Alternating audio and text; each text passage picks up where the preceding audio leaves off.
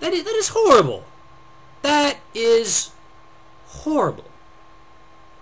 That is... Okay, look. Again, you can disagree with methods. But just because we criticize the way the war on terror is being fought doesn't mean we want to lose.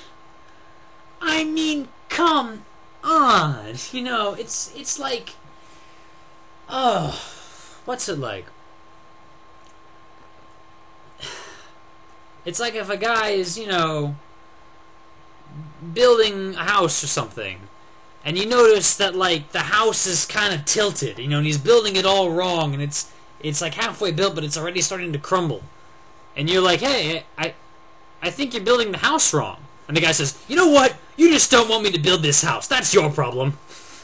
And it's like, no, I'd like you to build a house. That's fine by me. Just do it right.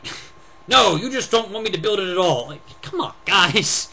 We agree on the same purpose. We all hate the terrorists. We all want to get rid of terrorism. We all want to, you know... They don't want us to win the war on terror. The crap. I have heard that so much over the last 6 years. Ever since the war on terror began, right? The liberals... What? I mean...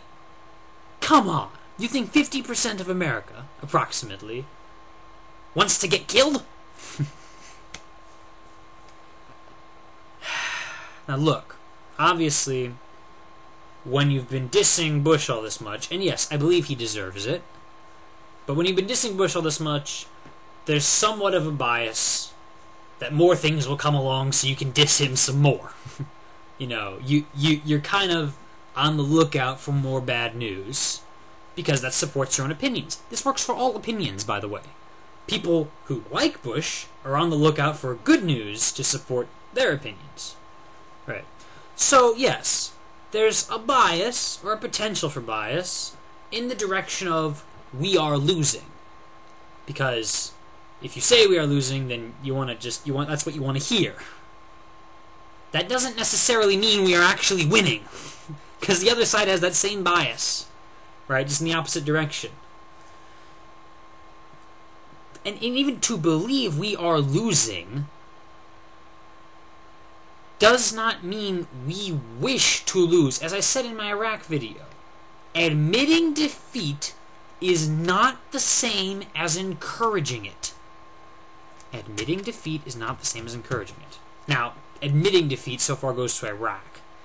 The war on terror, I don't think we've been defeated. I don't think we've totally lost. I don't think, you know... Just Iraq is a horrible, horrible mess.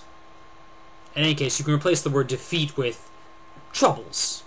You know, admitting troubles doesn't mean we want to lose.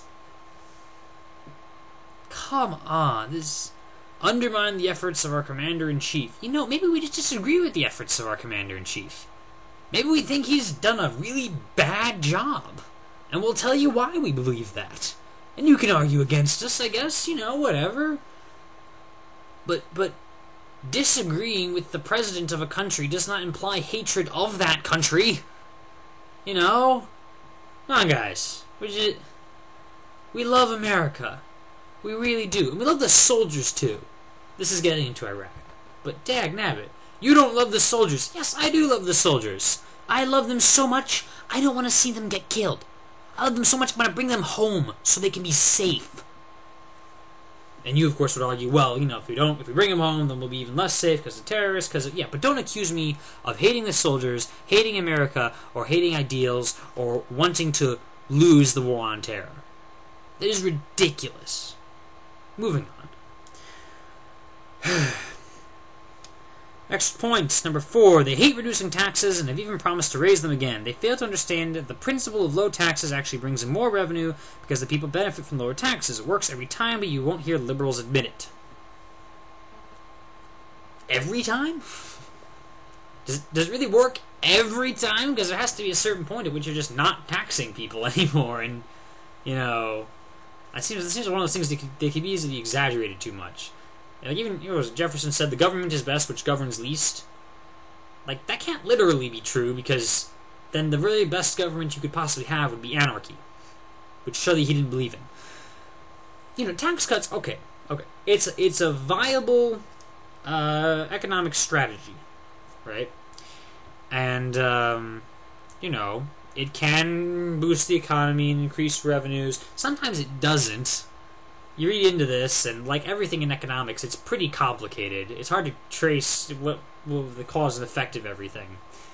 You know, I don't like the knee-jerk reaction of just tax cut for anything. You know, there's a problem, we have to have a tax cut. Look, at a certain point, the government's got to provide some services. You know. And can you at least understand where the liberals are coming from when we see it? There's a tax cut coming, and you know that means that kids won't get preschool by a such and such program. You know, and we're like, well, we want the kids to have preschool, and they're like, you hate America. I don't hate America. I just want the kids to go to preschool with this program we have for underprivileged preschool kids, or whatever. You know.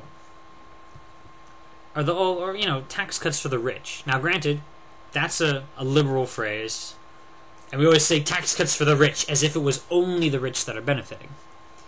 But you know, the rich having more money pay more money in taxes, and therefore they save more money with every tax cut. Depending on the nature of cut, of course, you can cut it so like only the rich people get like this much of a cut, and the poor people get like this much of a cut. You know, something like that. But you understand where we're coming from on that? We don't like this idea of just giving more money to the rich and giving less money to the poor. It seems obvious to us that, like, the poor need money. The rich don't. They're rich. They're fine. And yeah, you know, it's capitalism, and if you've made a lot of money, it's your right to have it. But again, to an extent. Like, at a certain point, you pay taxes, for instance, so we, like, you know, build our roads, and we do whatever else we do, you know. There's another government-owned operation, the road building. But, hey, America gets by, even with these little pieces of it that are socialized.